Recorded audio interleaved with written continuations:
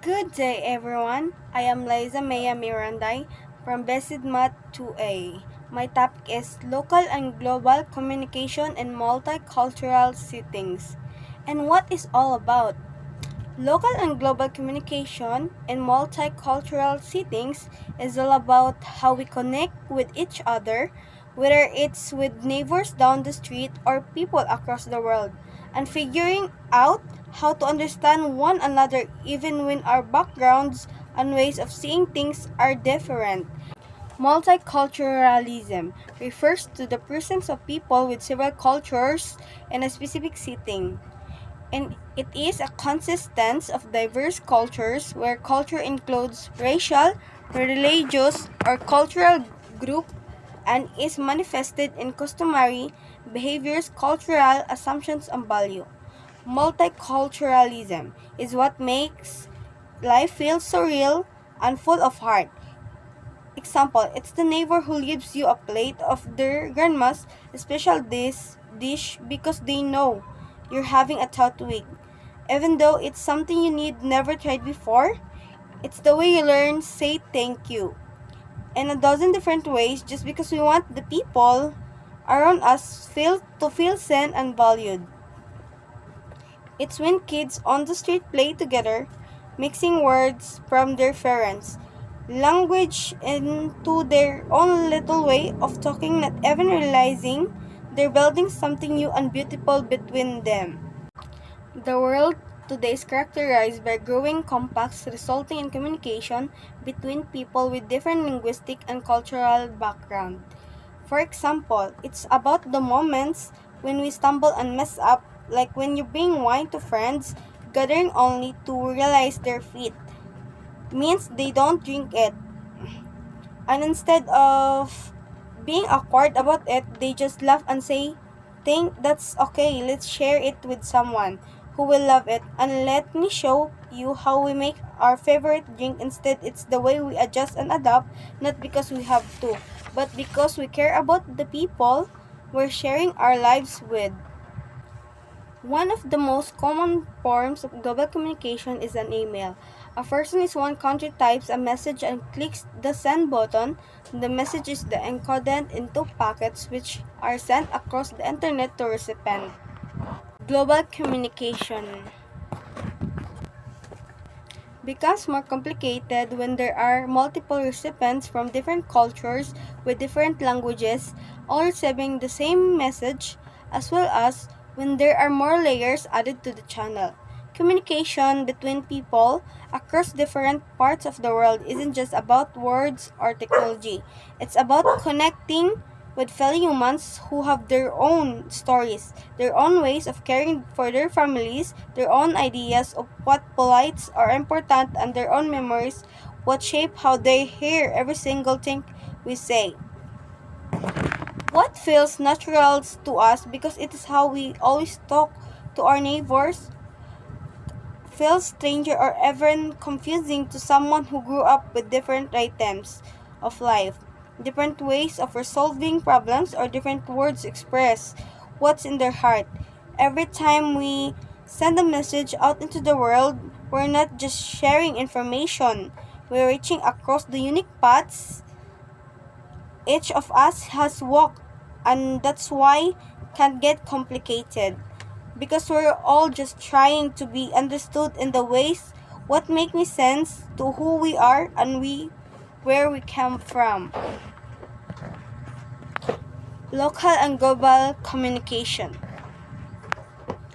It is the way how we communicate to other by using our own language and an English language we can make a conversation locally and globally. Local communication is being able to communicate with the members of your local area. It can either be in your local language, mother tongue, or a common language that you speak within your town.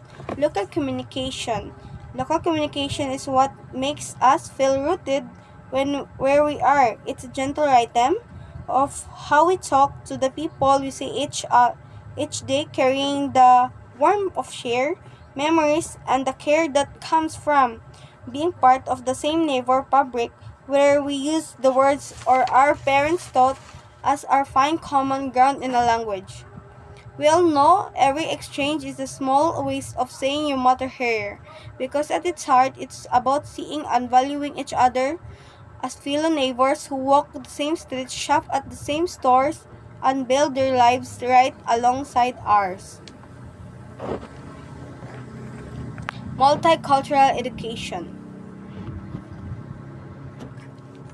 refers to any form of education or teaching that incorporates the stories, texts, values, beliefs, and perspective of people from different cultural backgrounds. Multicultural education is about recognizing that every single student carries a whole world of stories, tradition, and ways of making sense of things within them, and it builds classroom where no one's background feels like an afterthought. It's the teacher who makes sure lessons include not just one perspective on story, but the voices of those who've been overlooked. The art project and celebrate patterns and styles from across many communities, or the conversation where students share how their families mark special occasion and realize that even though traditions look different, the love and meaning behind them connect us all. It's not just about adding new topics to the curriculum. It's about letting every child know their heritage matters, that their families' values and are worth sharing, and that learning together means honoring peop- the beautiful diversity of what it means to be human. The study of global communication is an interdisciplinary field focusing on global communication, or the ways that people connect, share, relate, and mobilize across geographic, political, economic, social, and cultural divides. Communicating across cultures. Communicating across culture is challenging. Each culture has set rules that its members take for granted. Few of our own cultural biases, because cultural imprinting is begun at a very early age.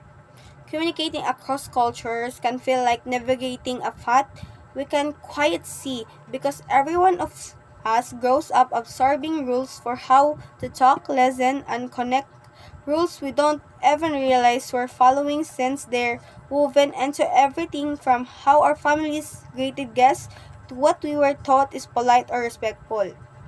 We walk through life taking these ways of being for granted, and most of us never stop to question our own cultural biases, because they were planted in us when we were tiny, shaping how we read faces, interpret tone, or even understand what it means to be honest or kind. It's challenging not because people from other cultures are hard to, to reach, but because we all carry our own upbringing like a pair of glasses with never taking off. So when we talk to someone who sees the world through a different lens, we might misread their words or actions without even knowing why, all while they're doing the same with ours. And while some of cultural knowledge, rules, beliefs, values, phobias, and anxieties are taught explicitly, most of the information is absorbed subconsciously. And while some of culture's knowledge, rules, beliefs, values, phobias, and anxieties are taught explicitly, most of the information is absorbed subconsciously. Barriers to local and global communication in multicultural settings. Some of the barriers to effective communication are language, medium of communication, personality, and culture. Barriers to communication. Whether we're talking to someone down the street or across the globe in a multicultural space, aren't just less of problems. They're deeply human things that can make us feel disconnected. Even when we're trying our best to connect, language might leave us grasping for the right words to share what is in our hearts. The tools we use to talk, like text, call, or in-person chats, can change how our tone comes across. Our own unique personalities might make us more or less comfortable. Opening up to certain people and the unspoken cultural rules we carry inside us can lead us to misread gesture or meanings without even realizing it, of which can create distance between us even though we're all just trying to be understood.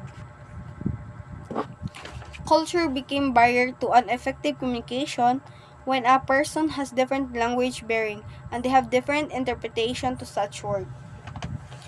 Culture turns into a barrier because not because we're trying to make communication hard, but because the word we as are wrapped up in everything we've ever known, our families, our communities, the stories we grow up with all give meaning to language in ways we don't notice until we talk to someone who sees those same words through an entirely different lens.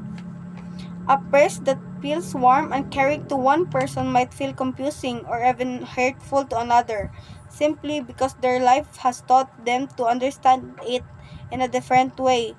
And we don't realize how deeply our culture shapes that when we speak we can find ourselves talking past each other even as we're both trying to share something real and important.